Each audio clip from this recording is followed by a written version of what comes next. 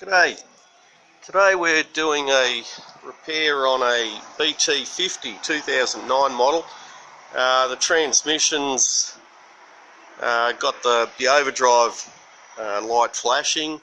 He's got a bump on 3/4 and also seems to be sort of flaring between the gears as well. He hasn't had it serviced for a while, so I'm suspecting it might even be contaminated solenoid block.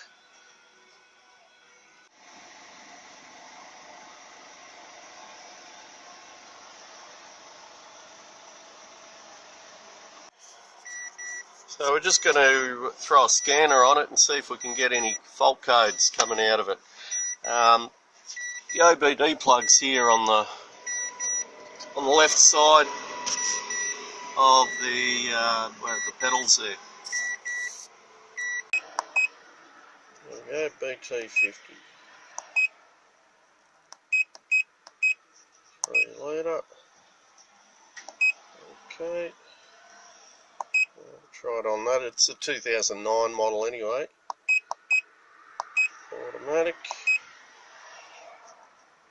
4-wheel drive. Yes. Let me just go back. And this again.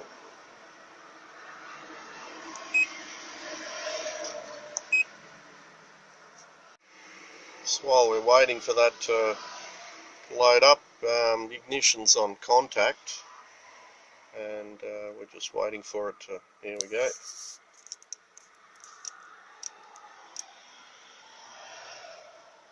Scanning all the systems. It's showing there is a fault code there. Read codes. Key on, engine off. We've just done that one.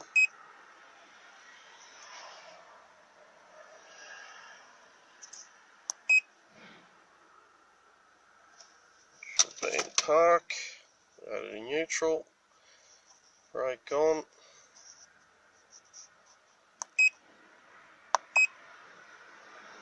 Park brake on. There we go. It's going to go through its little self-test.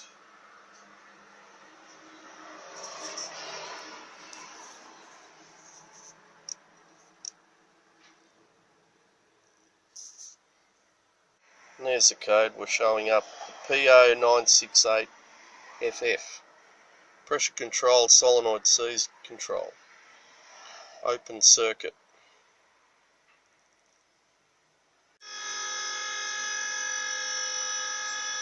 Have the 5R55S transmission in them. They don't have a filler tube, so you've got to actually just drain the oil out through here, and also when we're refilling it, we fill it through here. So we're just going to clean up the pan as usual and remove that pan. Now we're just going to drain the oil out with a T30 Torx socket in here. Just tap it in with a hammer, just make sure it goes in nicely, and it'll also help to loosen that thread if it's hasn't been off for a while. That one, the middle one's actually it's got a tube in it that measures the height of the oil. If you want to drain all the oil out of it, you take this one out.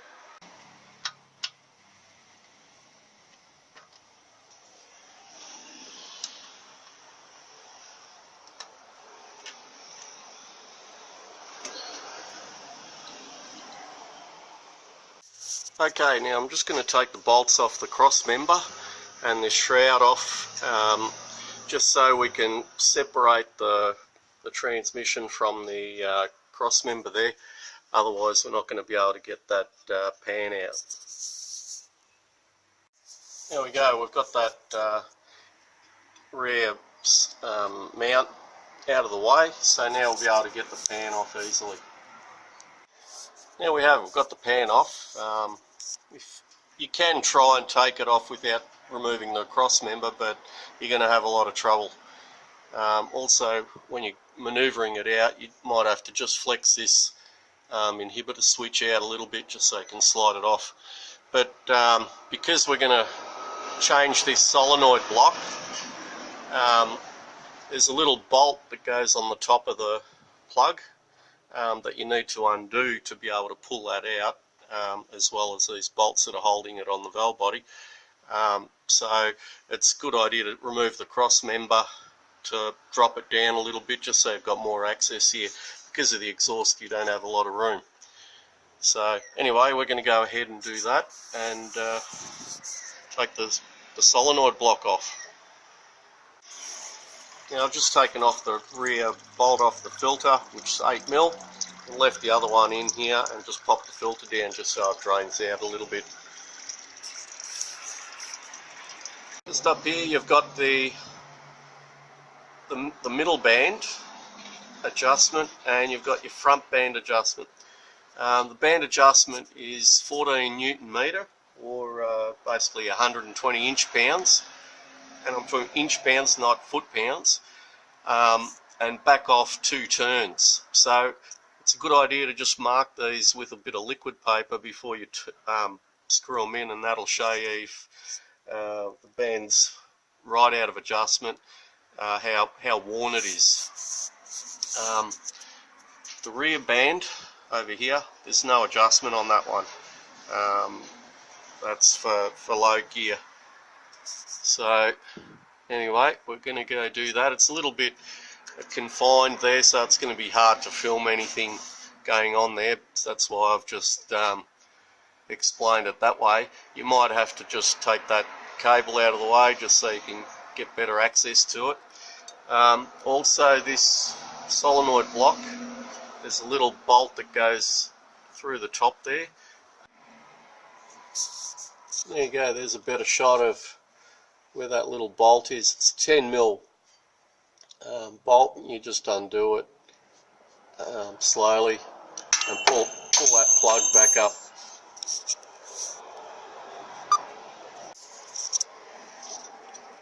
There we go. Just pull that out of the way.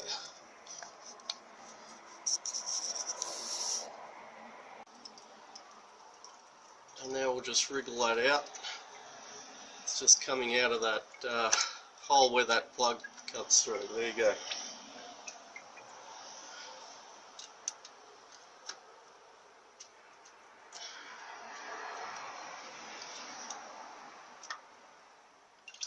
And that's the solenoid block there.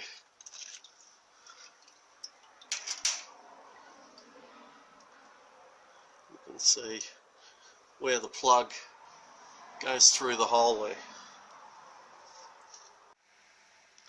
And just for your reference, here's all the clutches, bands, sprags, switches, and the ratio information on all the different gears you can use. This is from the ATSG book. And accompanying that information, here are which solenoids are applied in which gears. In this particular case, pressure control solenoid C, which is the last column, is playing up, so that's probably why we're getting the faults that we've got. And here we've got the plug that's looking into the connector on the valve body, on the solenoid, sorry, and you can see they're numbered 1 to 6 down the right side and 11 to 16. And finally, information about which terminals on that plug are associated with which solenoid, if you want to try and have a fiddle with it and actually find out where the problem is. And our fault code, which is P0968, pressure control C, but there also are many other fault codes associated with these, with the C. And here we've got the bolt torque specifications. You can see the solenoid body bolts are basically, what are we, 71 inch-pound.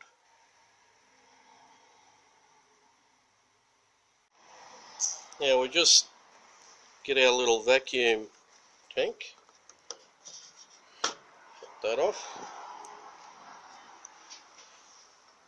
plonk our solenoid in there,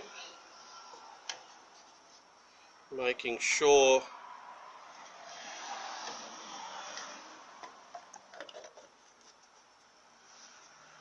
that the solenoids are completely submerged.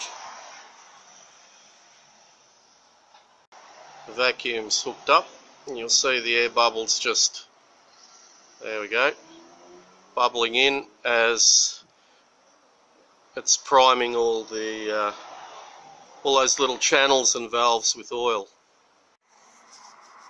Okay, I've primed the air out of it, and now I'm just going to blow out that plug, get most of that oil out before we put it up. We don't want all that oil in there.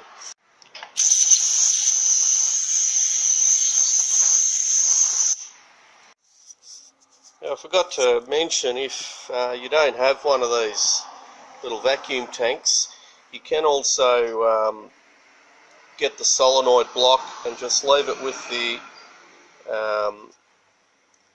worm trails and the filter facing up, and just soak it in oil, just cover it in oil up to so it's covering that, and you'll have to leave it in there in the oil for at least an hour to try and bleed out all the air bubbles, or as many as you can get out of it. Okay, I've put all the bolts back in before I tighten it up, and we're just going to tighten it up slowly.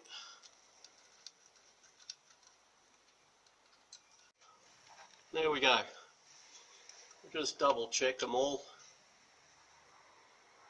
Push a little pin back in.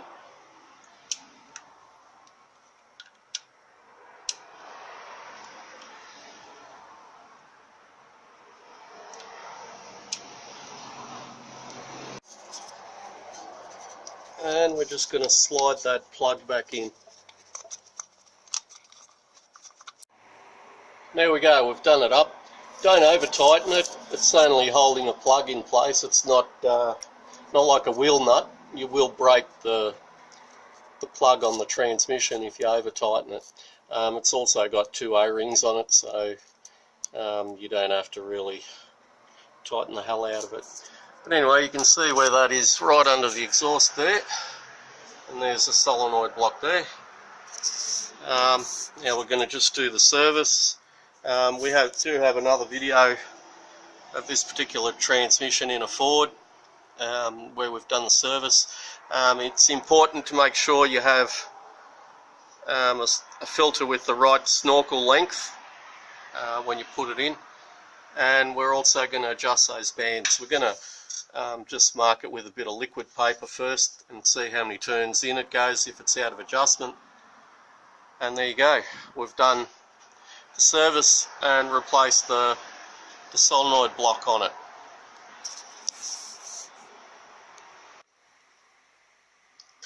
Here we have the band adjustment for the front band and the middle band. 120 inch-pound, back off 2 turns.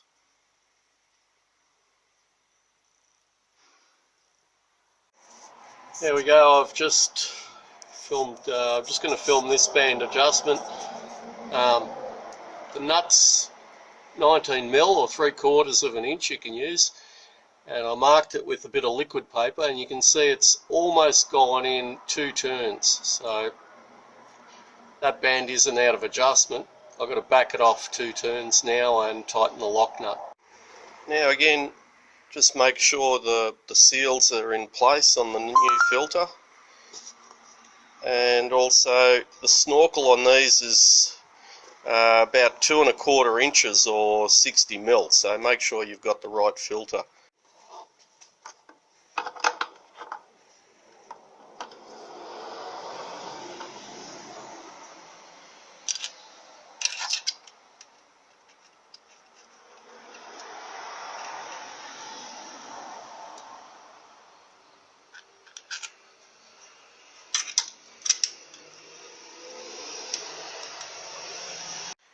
Now I've just cleaned the pan and the magnet, and you can see that this manufacturer's actually wizened up a bit. They've put these little nipples there just to raise it off the magnet off the flat surface. So we're going to put one of those there. And I'm also going to add one of these little neodymium magnets to it. Going to find a spot so it can collect fine metal from top and bottom like that. I've just got to make sure it's not in the way. You can also see this little tube here. That's the oil level that you need to measure before it gets to 40 degrees, 45 degrees Celsius. So if you can put the pan on evenly, it's even a good idea to just pre-fill these before you put it on. That way it's a lot easier to fill than filling through that little hole there. Pan's all clean, magnets are all in. And we're going to use the full synthetic multi-trans from Tritech. I'm just going to put a little bit of fluid in there before we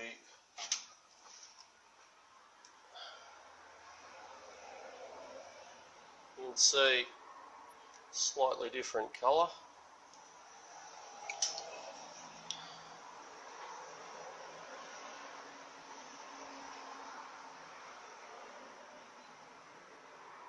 It's 1 litre.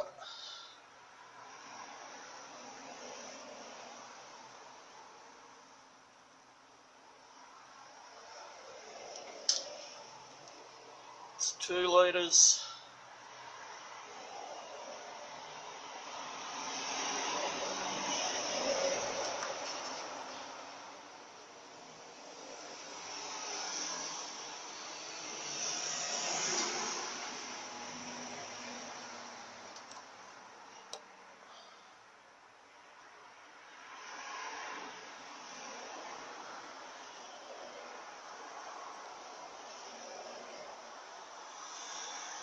And that's 3 litres, and you'll see it's just, when I level that pan up, it'll just be over the top. This will just make it easier to fill half a litre or so than filling 3.5 litres. And I'm just going to carefully but surely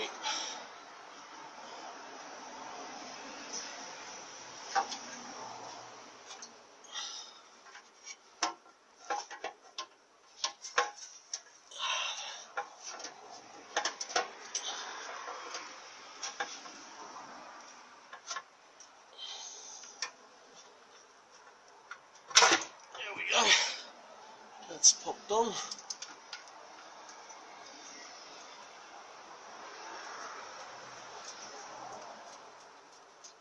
Right there.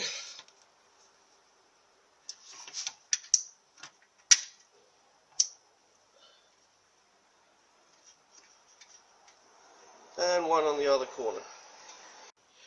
We've put all the bolts in before we do it up. We just try and centre it up in the centre of the holes, if possible.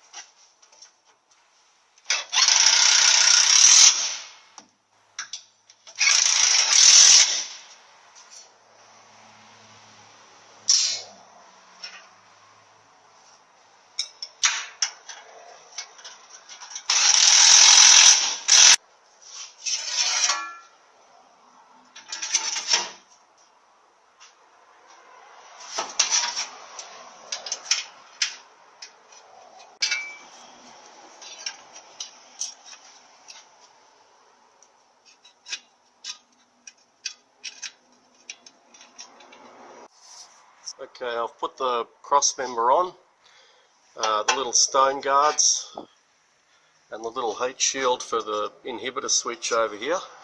I've actually put these bolts, nut and bolts on the cross member on upside down. It's just a lot easier if the bolt's hanging down to put the nut on instead of lining up the washer the split washer and then the nut on top, it's the same thing. You'll get a little bit of road dirt there, but you can just wire brush it off if you have to. And just double check everything's nice and tight. These 3 bolts here, and there's one in the middle. Now, if you were filling this without putting any oil in the pan, you'd put about 3 litres in through this little port. We've got a little fitting there, I'll show you in a moment, that just screws into there.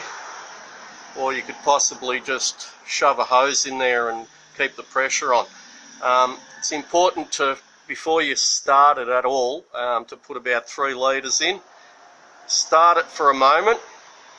It'll just suck up any oil into the torque converter and into the filter and valve body and the components, and then turn it off and then top it up through the hole again just until it's coming out a little bit. Then you can start the vehicle and have it running. You've got to work pretty quickly so it doesn't warm up over 40-45 degrees, and make sure you select all the gears, go right through all the ranges manually, and then come down. The oil should be just dribbling out of here, just so you know it's up to the top level of that little tube in there. And that's basically how you refill them. Before I started, I'm also going to clear that code that we had on that other solenoid block. Key on, engine off. I'm just going to select where we were before, 3 litre. Okay, okay. Automatic, 4-wheel drive. Yes. Go back, and yes again. Auto scan.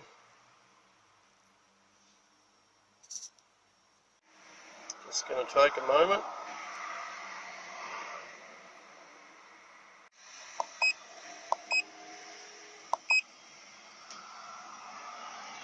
And quick erase. Okay, we've cleared all the codes, so now we can start it up and check the oil level. Just going to turn the vehicle on just for a moment.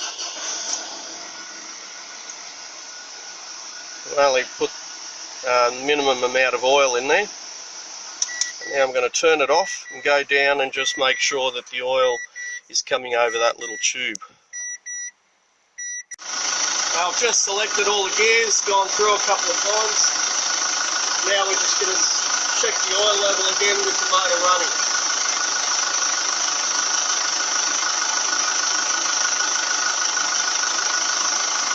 And there's nothing there, so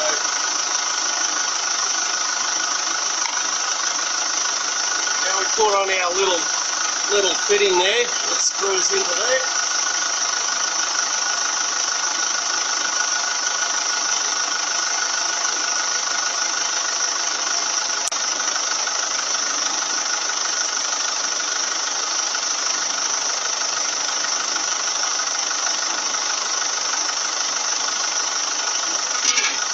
I'm going to pump in about another half a litre.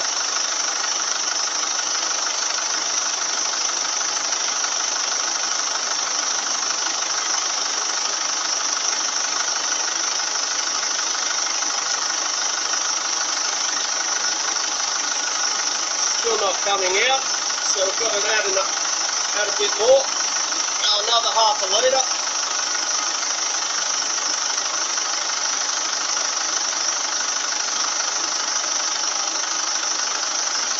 Waiting for the pump to pump it up.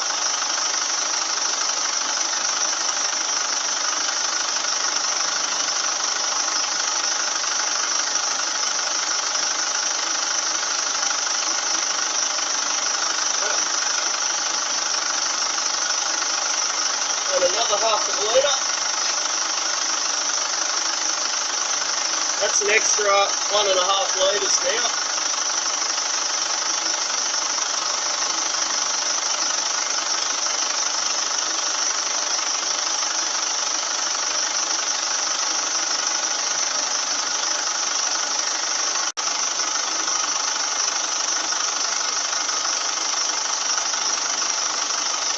with just what's in the tube. We'll go another half a litre now.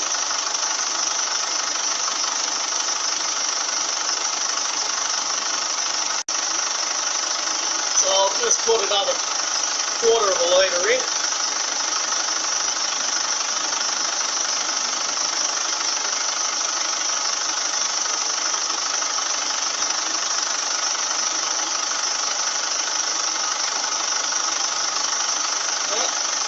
Coming through.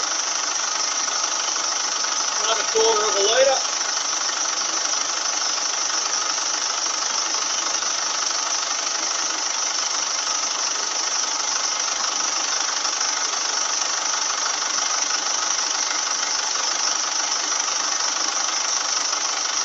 There we go. Coming out now.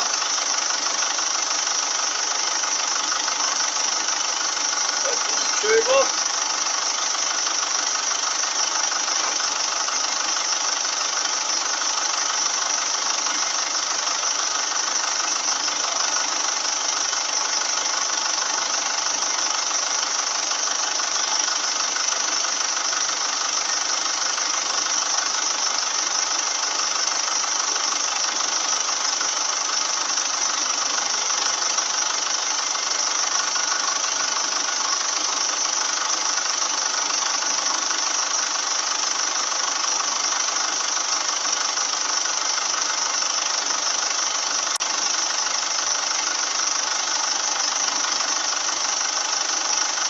And we're on 20 degrees, so that's way under.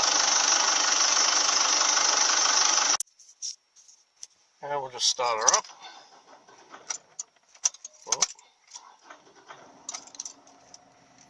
And that's good. So far, so good. There's no overdrive lights flashing. We're going to take it for a run now. And that solenoid block seems to have fixed the problem. It's shifting beautifully through the gears. I've taken off under light throttle a few times, medium throttle and hard throttle a couple of times. We're just going to keep driving a bit further up. We're just out of town here on our little quiet test track road. You can see there's no one behind and in front. But the overdrive light or the warning light for the transmission is not coming on at all. I can turn the overdrive button on and off, which I'm just doing now, and that's fixed the problem, which is good. Happy customer. We're just back from our road test. Everything seems perfect. No overdrive light. Shifting very nicely through all the gears. We're just going to have a quick peek underneath, make sure there's nothing has been forgotten. Always good to double check all your work as you go along. And anyway, I hope that's helped someone improve their confidence in doing a repair like this on their own. It is a little bit tricky because you might not have all the tools, but it is possible. Anyway, thank you for watching and please subscribe.